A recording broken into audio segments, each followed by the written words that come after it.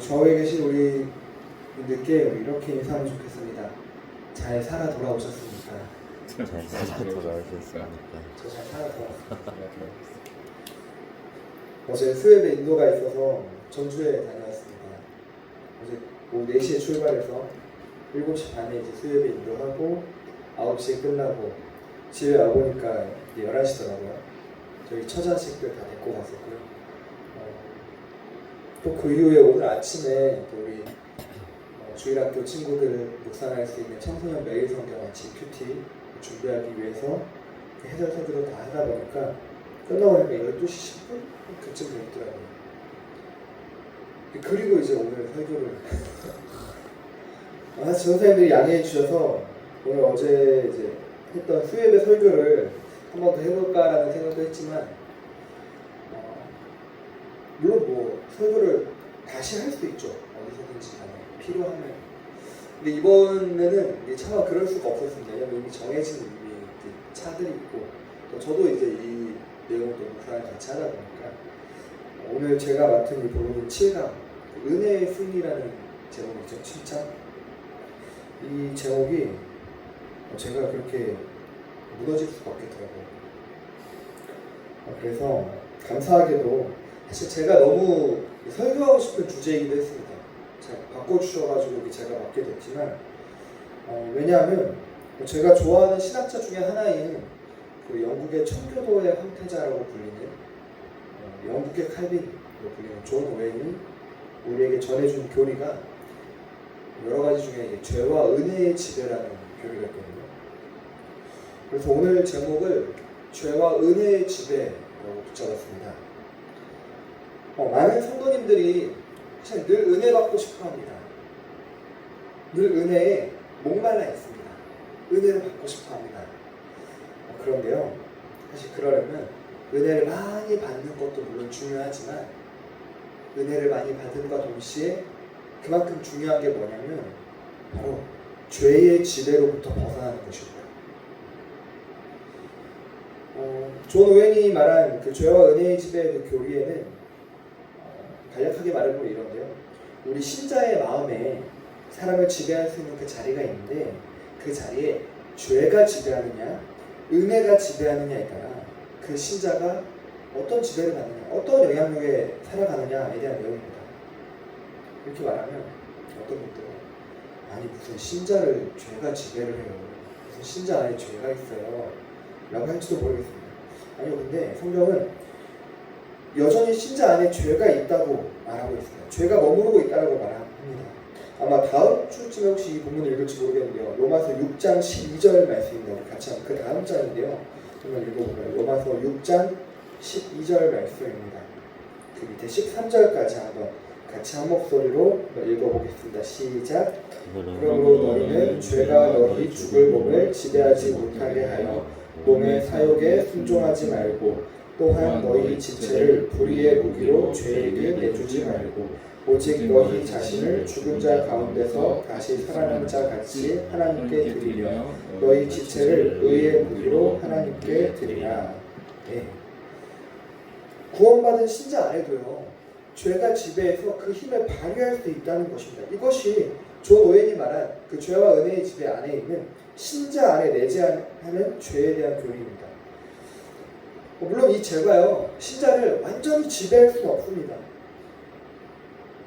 하지만 이 신자에게요 죄가 팽배해지고 자칫 지배하는 것처럼 되면요 그 신자는 불신자와 별반 다를 바 없는 삶을 살게 됩니다. 그러면 어떻게 해야 될까요? 그래서 오늘 말씀이 사실 굉장히 중요합니다. 우리에게 죄가 들어온 경로에 대해서 성경은 이렇게 말합니다. 로마서 5장 12절 말씀인데요. 우리 아까 방금 읽었던 본문 앞쪽에 있는 12절 말씀인데 우리 같이 한번 읽어보겠습니다. 시작. 그러므로 한 사람으로 말미암아 죄가 세상에 들어오고 죄로 말미암아 사망이 들어왔나니 이와 같이 모든 사람이 죄를 지었으므로 사망이 모든 사람에게 이르렀느니라. 네. 방금 읽었던 말씀처럼 한 사람으로 말미암아 죄가 세상에 들어왔다라고 말합니다. 또 하나 볼까요? 우리 그 다음에 우리 읽었던 본문 바로 뒷절인데요. 19절입니다. 5장 19절 말씀 같이 한번 읽어보겠습니다. 시작. 한 사람이 순종하지 아니함으로 많은 사람이 죄인 된 것 같이 한 사람이 순종하심으로 많은 사람이 의인이 되리라.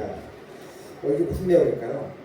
우리가 그토록 어거스틴의 고백록을 통해 우리가 이 모든 저변의 모든 배경에 깔려있는 그 내용이 사실 원죄에 대한 교리 설명입니다. 그 근거 성경 구절이죠.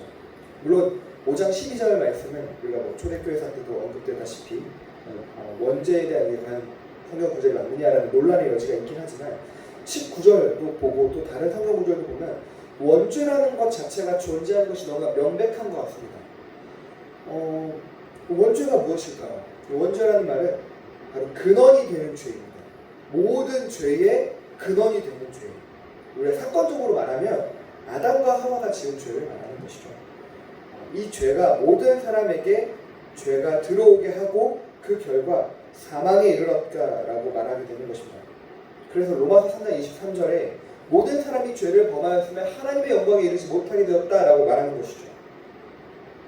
원죄 너무 좀 아담과 하와가 지은 죄인데 그게 내 모든 사람이 사망에 이르렀다. 약간 좀 거부감이 들 수 있을 수도 있습니다. 이걸 이해하려면 대표성의 원리라는 그 원리를 우리가 이해해야 됩니다. 우리가 올해 6월에 북중미 월드컵을 치렀었죠. 우리나라는 16강에 진출하지 못했습니다. 32강에 진출하지 못했습니다. 방금 제가 우리나라는이라고 표현했잖아요. 축구 경기를 우리나라 대통령이 뛰었나요? 혹시 제가 가서 뛰었나요?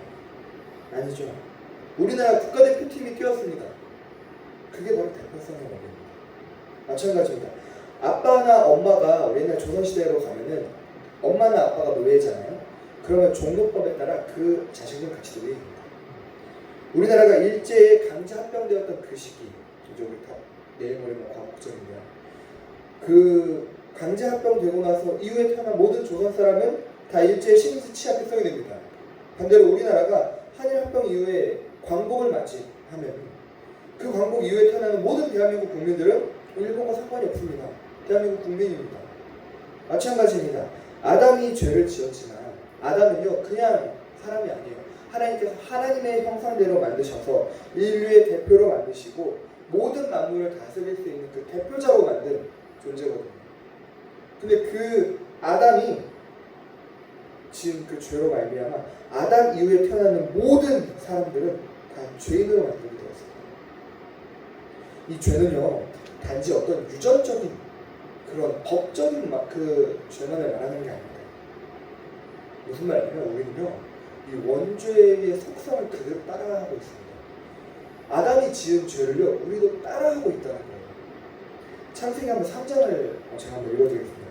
창세기 3장에 첫 아담과 하와가 하나님께 범죄하는 그 내용들이 나오는데 창세기 3장 5절을 보면 뱀이 하와를 이렇게 썼죠. 너희가 그것을 먹는 날에는 너희 눈이 밝아져 하나님과 같이 되어 선악을 알 줄 하나님이 아십니다. 방금 뱀이 말한 그 내용이 되게 중요합니다. 너희가 그것을 먹는 날에는 하나님과 같이 될 줄 알고 하나님과 같이 된다. 이들이 그래서 먹었습니다. 아 내가 하나님처럼 된다고? 그래서 선악을 알게 하는 나무의 그 열매를 보니까 먹음직도 하고 보암직도 하고 지혜롭게 하는 그 탐스럽기도 한 그 나무의 실과로 바뀌어 보이는 거예요. 내가 하나님처럼 될 수 있다고 하니까. 우리가 요즘 조직신학 그 인간론들이 앞서 예습하고 있는 것처럼 하나님께서는 아담을 또 하와를 아담이죠.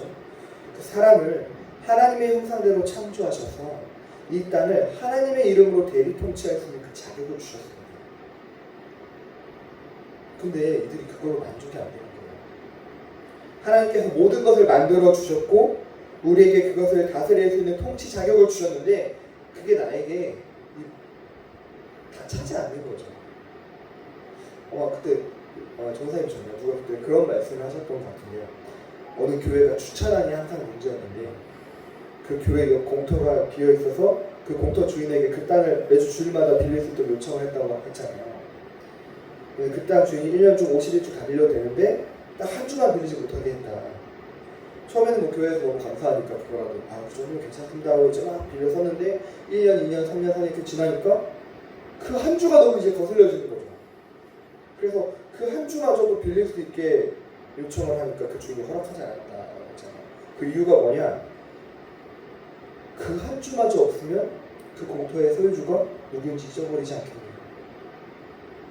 그렇지 않겠습니까? 창세기 1장 27절 28절에 하나님께서 하나님의 형상대로 남자와 여자 사람을 창조하시고 모든 생물을 정복할 수 있는 그 다스릴 수 있는 자격을 주셨는데 그 자격과 힘이 사실 사람 그 자체에게 있는 게 아니잖아요. 하나님께 있습니다. 에덴 동산을 마음껏 경작하고 다스릴 수 있고 에덴 동산에 있는 모든 나무의 실과 모든 나무의 열매를 먹을 수 있는데 그 모든 것의 주인이 바로 누구십니까? 하나님이시죠. 내가 그걸 잊어버리면 내가 지금 살아가고 있는 이 복, 또 내가 할 수 있는 모든 임무, 이 모든 것들이 하나님께로부터 내가 받아서 그걸 맡아서 하고 있는 청직이라는 것을 내가 잊어버리게 되는 것입니다. 그래서 하나님께서 동산 중앙에 선악을 알게 하는 나무에 그 실과를 주신 것입니다. 선악을 알게 하는 나무. 우리가 흔히 그렇잖아요.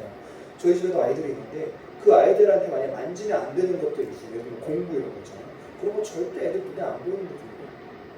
그걸 굳이 동산 중앙에 두셨잖아요. 뭐 저희 주일학교 가서 보면 지금 과학이 이렇게 발달했잖아요. 근데도 우리가 눈으로만 관측하고 못 가는 곳들이 있지 않냐. 인터스텔라 영화 봤지 않냐. 그럼 만약에 내가 하나님이라면 이거 먹으면 큰일 나다. 이거 먹으면 죽는다. 그러면 둘 중 하나예요. 지금도 못 가는 지구 내핵 멘트를 뚫고 외핵 뚫고 저 안에다가 어딘가에다 그냥 숨겨놓는 거예요. 아니면 몇 광년 지나서 가야 되는 우리가 지금도 가지 못하는 그곳에 두는 겁니다. 심지어 알려주지도 않아요. 알면 찾고 싶잖아요. 마시멜로 이야기처럼. 근데 왜 동산 중앙에 두셨습니까? 볼 때마다 기억하라는 것이죠. 내가 이 모든 걸 지금 다 누릴 수 있는데 모든 걸 다 먹을 수 있는데 저거 하나는 하나님께서 먹지 말라 하셨어요. 왜? 이 모든 것의 주인이 하나님이셔요. 나는 하나님의 형상대로 하나님께서 부여받은 그 인물을 따라 살아가는 대리 통치자예요. 그걸 기억하라는 것입니다. 그 은혜를 기억하라는 것입니다. 그런데 아담과 하와가 이걸 어겼습니다. 이걸 배반했습니다. 이 원죄, 하나님과 같이 되고자 하는, 하나님을 배반하고자 하는, 하나님께 반역하고자 하는 그 죄가요, 우리에게도 있다는 것입니다. 단순히 아담과 하와가 지었던 죄만이 아니라 그 죄의 속성이요, 우리에게도 있습니다. 우리의 자범죄에도 그 속성이 있습니다. 단순히 유전된 것만 말하는 게 아니고 법적으로 그냥 아담과 하와가 지은 죄니까 우리도 죄인, 여기도 맞는데 여기서만 끝나는 게 아니라 그 죄의 속성이 우리에게도 있다고. 실제로 그렇지 않습니까? 우리가 짓는 자범죄의 유형들 한번 보십시오. 물론 어떤 죄의 행위를 하는 것, 물론 그것도 죄죠. 세상에서 말하는 도덕법을 어기는 것도 당연히 죄입니다. 하나님이 말씀하시는 거룩은 도덕법을 훨씬 상회하는 거예요. 그런데 그 죄의 그 본질 그 자체는요, 내 인생의 주인이 하나님이 아니라 바로 나라고 말하는 것입니다. 하나님과 사람 사이의 그 관계를 두고 죄를 말하는 것이죠. 우리가 그래서 죄인인 것입니다. 단지 아담과 하와가 죄를 져서 우리도 법적으로 죄인이래. 몰라, 그냥 믿어. 그렇게 이 수준이 아니라 실제적으로 아담과 하와가 짓고 있는 그 죄의 속성이 우리에게도 와서 우리도 그 속성을 닮은 자범죄를 실제로 짓고 살아가고 있다는 거예요. 아까 존 오웬이 말한 저 신작의 말입니다. 그런데 우리가 방금 아담을 봤지만 두 번째로 볼 것은 바로 더 나은 아담이신 예수 그리스도를 같이 보길 바랍니다.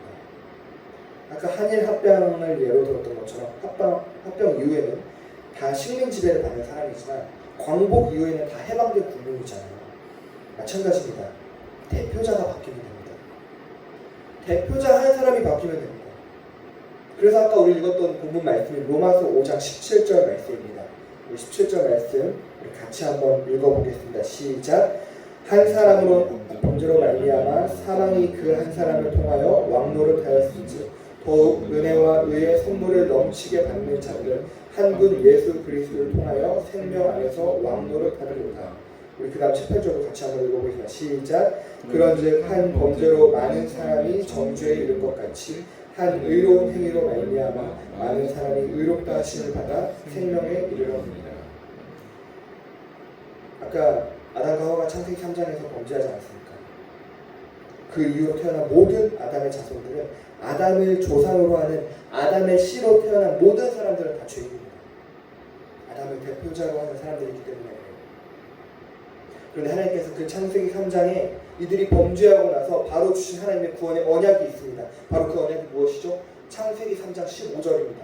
제가 읽어드리겠습니다. 내가 너로 여자와 원수가 되게 하고 내 후손도 여자의 후손과 원수가 되게 하리니 여자의 후손은 내 머리를 상하게 할 것이요 너는 그의 발꿈치를 상하게 할 것이라 하시고. 뱀에게 하나님께서 하신 저주의 말씀이죠. 여자의 후손. 여자의 후손이란 말이 무엇일까요? 물론 여기서 말하는 여자는요 하와를 가리킵니다. 아직 하와가 이름을 받기 이전이거든요. 근데 이 창세기 즉 이 모세 오경을 받는 1차 독자가 누구죠? 이스라엘 백성이죠. 모세가 지금 쓰고 있잖아요. 그 당시 근동 지방에는 기본적으로 누군가를 부를 때 그냥 이름으로만 부르지 않아요. 그 사람의 아버지를 같이 부르는 문화가 있었습니다.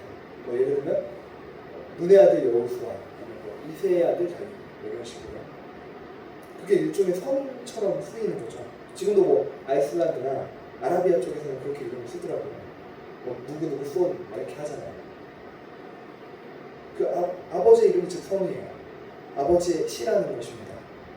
그러니까 그 당시에 누군가의 후손, 그러니까 이 후손이라는 단어는 그 앞에 반드시 남자의 성을, 남자의 이름을 붙일 수밖에 없어요. 왜냐면 그 남자가 씨를 주는 것이니까. 근데 여기 지금 창세기 3장 15절의 단어는 굉장히 이상합니다. 사실. 여자의 후손이라고 하거든요. 이건 그냥 나온 표현이 아니에요. 물론 아까 말한 것처럼 하와를 가리키는 것이고요. 하와의 후손도 맞습니다. 그래서 하와에게 이름이 모든 산자의 어머니라는 이름이 붙잖아요. 근데 이거는 이제 이런 걸 이제 보고 이제 우리가 신학적으로 이중적 예언이다라고 말하는 거예요. 어느 한 본문에 두 가지 예언이 동시에 같이 담겨져 있는 것이죠. 이 메시아 언약 관련해서 이런 이중적 언약이 왔는데요. 이 한 말씀이 그냥 그것만 말하는 게 아닌 것입니다. 예를 들면 이사야 7장 14절도 이렇게 말하잖아요. 그러므로 주께서 친히 징조를 너희에게 주실 것이요 보라 처녀가 잉타하여 아들을 낳을 것이요 그 이름을 임마누엘이라 하리라. 그래서 여기 나오는 처녀도 원래 히브리어로는 임신이 가능한 젊은 여성을 말하는 것이거든요. 물론 이제 결혼을 하지 않은, 그러니까 이게 처녀도 상정하는 것이기도 합니다. 마소라 학자들이 72년을 만드는 이 마소라 학자들이 이걸 헬라어로 번역하는 과정 가운데 처녀라는 단어를 직접적으로 사용합니다. 왜 그럴까요? 오역일까요? 누군가는 실제 그렇게 말합니다. 이거 오역이다. 그게 아닙니다. 이 말에 창세기 3장 15절의 여자의 후손, 즉 아담의 씨가 아니라, 아담의 후손이 아니라 성령으로 잉태되는 메시아 그리스도가 이 땅에 오실 것을 알았던 이들이 이 이사야 7장 14절의 말씀을 그 언약 안에서 확립하고 확장해서 또 처녀로 번역해 준 것입니다. 이사야 7장 14절도 이중예언 선고거든요. 원래 이 당시 아하스 왕에게 주는 징조임과 동시에 남유다, 그 당시 남유다뿐만 아니라 모든 하나님의 백성들에게 구원을 줄 그 새 이스라엘을 두고 하나님께서 언약하시는 내용입니다. 그래서 이 말씀을 마태가 마태복음 1장에 인용하잖아요. 처녀가 잉태하여 아들을 낳을 그분이 바로 예수다. 그분이 바로 임마누엘이시다. 그분이 바로 자기 백성을 그들의 죄에서 건져낼 분이시다 라고 말씀하시죠. 즉 무슨 말이냐, 우리의 대표자가 누구냐는 것입니다. 아담입니까? 그러면 아담이 지은 죄가 우리를 주장할 것입니다. 그런데 우리의 대표자가 아담이 아니라 하나님께서 예언하신 여자의 후손입니까? 처녀가 잉태하여 아들을 낳은 그 임마누엘, 그 예수십니까? 그러면 우리의 대표자가 하나님께 반역한 아담이 아니라 하나님께 죽기까지 순종하신, 여기 이 땅에 죄인의 몸을 입고 이 땅 가운데 오실 정도로 낮아지시고 순종하신, 십자가에 죽기까지 순종하신 예수 그리스도께서 우리의 대표자가 되신다는 것입니다. 그분이 바로 더 나은 아담으로 우리에게 찾아오신 것입니다. 우리가 그분을 영접할 때, 우리가 그분을 우리가 주인으로 믿을 때, 그분이 우리의 왕이 되실 때 우리가 죄로부터 해방되는 것입니다. 법적으로 해방되는 것입니다. 어제 강민규 전사님 설교하신 말씀처럼 로마서 8장 1절 2절 말씀처럼 그러므로 이제 그리스도 예수 안에 있는 자에게는 결코 정죄함이 없나니 이는 그리스도 예수 안에 있는 생명의 성령의 법이 죄와 사망의 법에서 너를 해방하였습니다. 법적으로 해방된 겁니다. 이 말씀만으로도 너무나 감격되잖아요. 아까도 말씀드린 것처럼 단지 법적으로만이 아닙니다. 나도 법적으로 이제 죄인 아니야 땅 시작이 여기입니다. 근데 여기서 끝나는 것이 아니라 이 법적인 선언에서만 끝나는 것이 아니라 우리를 실제 그 죄를 이기는 해방으로까지 인도하십니다. 그래서 그 이후에 나오는 3절 4절 내용을 보면은 이렇게 나오잖아요. 제가 읽어드리겠습니다. 율법이 육신으로 말미암아 연약하여 할 수 없는 그것을 하나님은 하시나니 곧 죄로 말미암아 자기 아들을 죄 있는 육신의 모양으로 보내어 육신의 죄를 정하사 육신을 따르지 않고 그 영을 따라 행하는 우리에게 율법의 요구가 이루어지게 하려 하십니다. 예수 그리스도께서 우리를 죄와 사망의 법에서 해방하신 그 그리스도 예수께서 우리를 더 이상 육신을 따르지 않게 하십니다. 그 영을 따라 행하며 율법의 요구가 이루어질 수 있도록 하십니다. 실제적으로 그렇게 하십니다. 더 이상 죄와 사망의 법을 따라 살아가지 않아도 됩니다. 생명의 성령의 법을 따라 살아갈 수 있도록 우리를 바꾸시는 것입니다. 그래서 어거스틴이 자신의 저서들을 통해서 말한 그 내용들을 좀 후대에도 정리를 하는데 어거스틴이 그 말한 인간이 죄에 대한 그 상태 4가지를 이렇게 정리를 하는데 이런 원래는 죄를 지을 수밖에 없는 그 상태를 두고 제가 잘 발음하는지 모르겠지만 한번 읽어보세요. 논 포세 논 피카레 죄를 짓지 않을 수 없는 상태라고 하는 거죠. 죄를 지을 수밖에 없는 상태. 모든 것이 다 죄가 되는 그 상태였지만 거기서부터 예수 그리스도께서 해방하신 이후로는 포세 논 피카레 죄를 짓지 않을 수 있는 상태가 됐다는 것이죠. 죄를 짓지 않을 수 있는 상태. 이제 죄를 짓지 않아도 되는 상태. 말씀을 마치겠습니다. 아까 맨 처음 말씀드렸던 것처럼 우리가 죄의 지배로부터 벗어나서 하나님의 은혜를 키워가야 합니다. 하나님의 은혜 앞에 우리의 지배권을 내어드려야 됩니다. 우리의 대표자를 바꾸고 우리가 그 은혜의 지배 아래 우리의 것을 순종함으로 내어드리는 그 싸움이 필요합니다. 그래서 더 이상 죄가 우리를 지배하고 죄가 우리를 주장하고 죄가 우리를 왕노릇하는 것이 아니라 하나님의 은혜의 지배 아래 우리가 살아갈 수 있도록 더 그 은혜 앞에 우리의 지배권을 내어드려야 됩니다. 그래서 우리에게 은혜의 방편, 은혜의 도구들이 필요합니다. 더 말씀 앞에 서야 됩니다. 더 기도하기를 몸부림쳐야 됩니다. 더 예수 그리스도의 살과 피를 우리가 먹고 함께 교제하기를 소망해야 됩니다. 그래서 만약에 이제 이런 거 쓰면서 이제 너무 감격이 들더라고요. 만약에 내가 수예배 이후에 귀찮아가지고 그냥 잤다면 아마 어제 수예배 때 주셨던 하나님의 은혜조차 다 잃어버렸을지도 모르겠습니다. 물론 매 순간 우리가 늘 죄에 노출되어 살죠. 그러나 하나님께서 주신 그 기회와 시간들을 더 적극적으로 활용하여 그 성령 하나님의 이끄심과 공급해 주심을 따라 그 말씀을 읽고 묵상하기를 몸부림칠 때 그 말씀이 성령의 인도하심을 따라 나에게 살아 역사하시는 하나님의 말씀, 나를 찔러 쪼개며 하나님의 말씀에 순종할 수 있는 그 말씀이 되게 하시고 그 말씀을 또 깨달을 수 있는 지혜를 주시고 그 말씀을 통해 나의 죄와 비참함을 깨달아 하나님 앞에 회개하며 나아갈 수 있도록 예수 그리스도를 붙잡을 수 있도록 나아가게 하신 줄로 믿습니다. 그래서 오늘도 그 은혜의 방편을 따라 죄에게 우리 죽을 육체를 내어주지 말고 하나님이 기뻐하시는 의의 무기로 은혜의 지배를 받는 거룩한 삶으로 내어드리는 참된 구원의 유익을 나아가는 저와 여러분 되기를 간절히 소망하겠습니다. 기도하겠습니다. 참 좋으신 하나님 아버지 참고 감사합니다. 죄와 사망 아래 묶여 영원히 죄의 종로를 달 수밖에 없는 우리를 불쌍히 여기시고 우리를 사랑하시고 우리를 포기치 않으셔서 하나님의 아들 예수 그리스도를 이 땅 가운데 보내셔서 우리의 모든 죄를 대신 짊어지시고 십자가에 죽으시고 부활하심으로 말미암아 순종하심으로 말미암아 더 이상 이제는 죄의 조상인 아담이 우리의 대표자가 아니에요. 더 나은 아담이자 마지막 아담이신 예수 그리스도께서 우리의 대표자가 되게 하시니 감사드립니다. 주님, 이제 우리가 단지 법적으로 해방된 걸 넘어서 실제 우리가 우리의 은혜, 우리에게 주신 하나님의 은혜에 우리의 지배권을 내어드리길 소망합니다. 죄가 우리를 지배하는 것이 아니라, 죄가 우리를 대표하는 것이 아니라, 죄가 우리를 왕노릇하는 것이 아니라 하나님의 은혜 앞에 우리의 삶을 내어드리고 우리의 마음을 내어드리고 우리의 인생을 내어드리는 그 은혜의 지배 아래 있을 수 있도록 주님 우리를 붙들어 주셨소서.